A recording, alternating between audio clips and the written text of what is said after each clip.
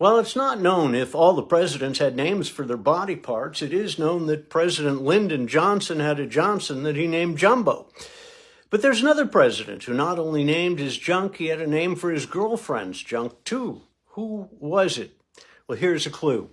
He was president back when everybody was in black and white. It's Russ Woody again, whether you like it or not, with another vital historical fact. And if you said Warren Harding, you were right. Big fucking deal. Harding was the 29th president of the United States, taking office in 1921 and then dropping dead in 1923. And I gotta say, he dropped dead just in time. Harding married his wife Florence in 1891, and they carried on an exciting marriage until his death.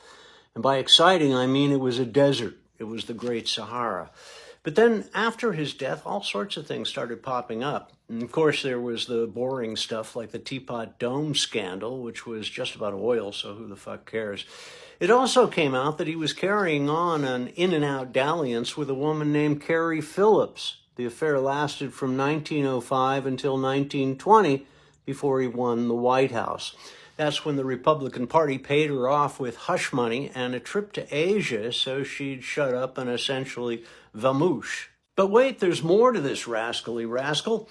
Like the affair that Harding carried on with Nan Breton, starting in 1917 and lasting longer than Harding did. You'll notice, though, there was an overlap of about 3 years when Harding was fooling around with both Nan and Carrie, which would have made him a pretty busy guy. And just to make him a little busier, Nan had his love child in 1919. But let's get to the interesting part. In 1964, his letters written to the first mistress, Carrie, surfaced, and it was decided at that time to stash them away for 50 years so no one got their feelings hurt, which brings us to 2014 when the letters were finally revealed. He wrote in one such letter, "I have no hope of reward on earth or hereafter, so precious as that in your dear arms, in your thrilling lips, in your matchless breasts."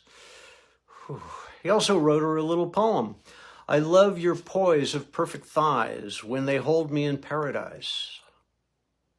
I love the rose your garden grows, love seashell pink that over it glows. I love to suck your breath away, I love to cling there long to stay."